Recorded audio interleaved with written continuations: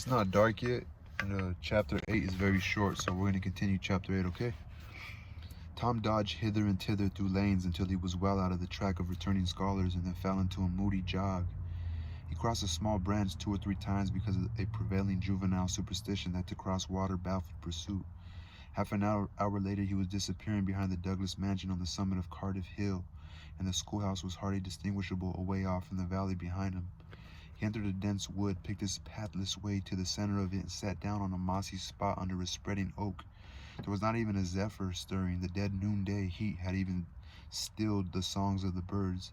Nature lay in a trance that was broken by no sound but the occasional far-off hammering of a woodpecker, and this seemed to render the pervading silence and sense of loneliness the more profound.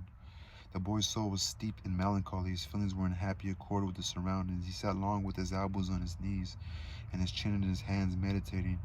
It seemed to him that life was but a trouble at best, and he more than half envied Jimmy Hodges, so lately released. It must be very peaceful, he thought, to lie and slumber and dream forever and ever, and the wind whispering through the trees and caressing the grass and the flowers over the grave, and nothing to bother and grieve about ever any more. If he only had a clean Sunday school record, he could be willing to go and be done with it all. Now as to this girl, what had he done? Nothing. He had meant the best in the world and been treated like a dog, like a very dog. She would be sorry one day, maybe, when it was too late. If he could only die temporarily. But the elastic heart of youth cannot be compressed into one constrained shape long at a time. Tom presently began to drift insensible back into the concerns of his life again. Of this life again. What if he turned his back now and disappeared mysteriously? What if he went away ever so far away into unknown countries beyond the seas and never come back anymore? How would she feel then? The idea of being a clown recurred to him now, only to fill him with disgust, for frivolity and jokes and spotted tights were an offense when they intruded themselves upon a spirit that was exalted into the vague august realm of the romantic. Nor would he be a soldier and return after long years all war-worn and illustrious. No, better still, he would join the Indians and hunt buffaloes and go on the warpath in the mountain ranges and the trackless great plains of the far east.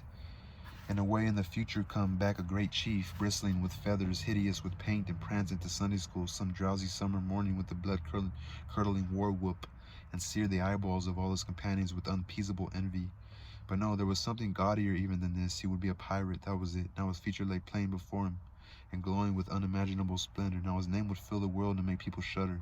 How gloriously he would go plowing the dancing seas in his long, low, black-hulled racer, the spirit of the storm, with his grisly flag flying at the fore.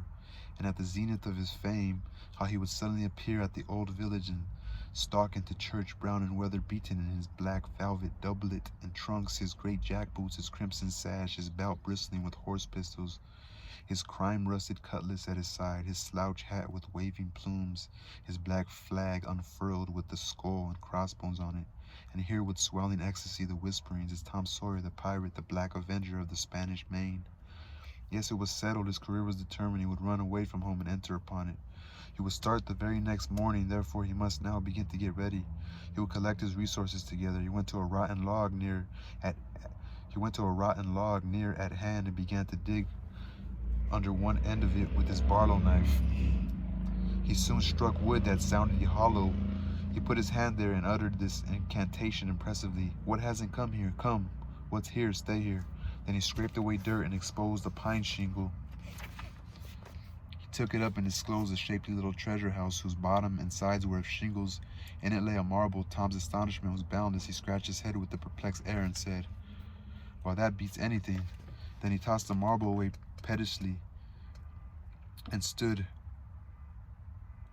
cogitating, C-O-G-I-T-A-T-I-N-G. The truth was that a superstition of his had failed here, which he and all his comrades had always looked upon as infallible. If you buried a marble with certain necessary incantations and left it alone a fortnight, and then opened the place with the incantation he had just used, you would find that all the marbles you had ever lost had gathered themselves together there.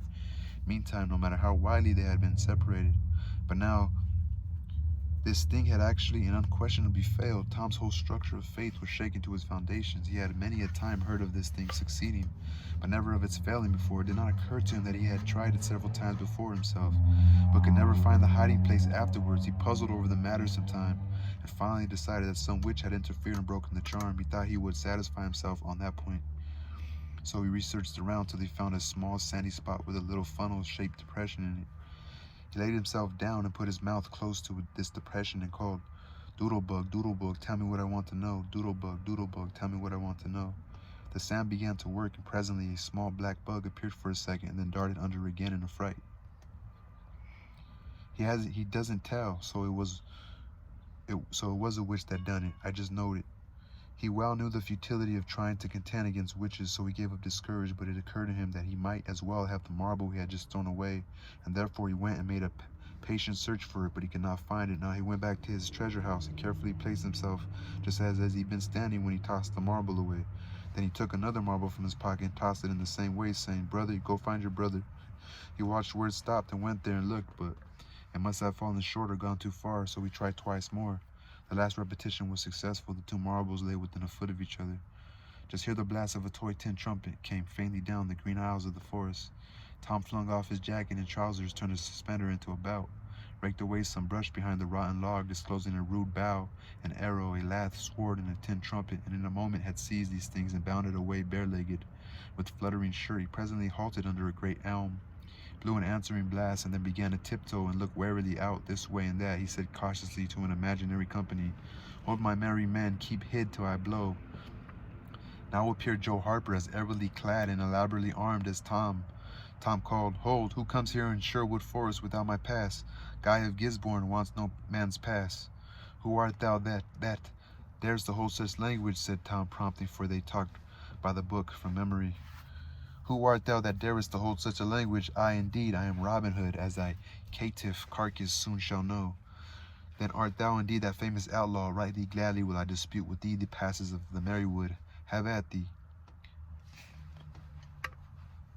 Have at thee. They took their lath swords, dumped their other traps on the ground, struck a fencing attitude, foot to foot, and began a grave, careful combat, 2 up and 2 down. Presently Tom said, "Now if you got the hang, go it lively."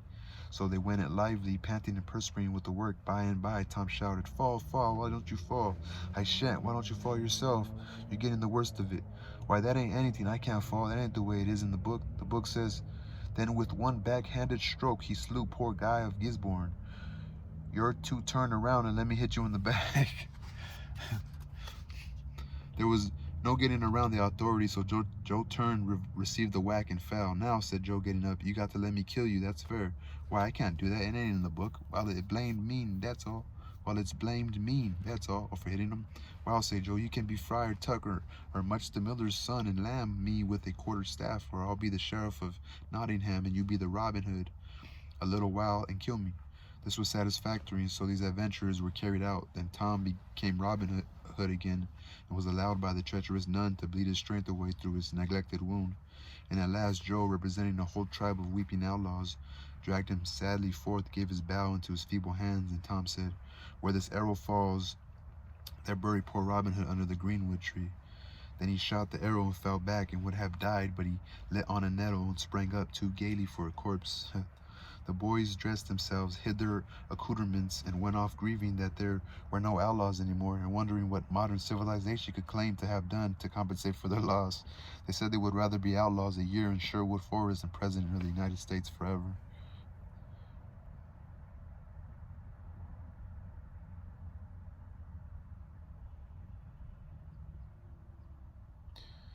And wondering what modern civilization could claim to have done to compensate for their loss.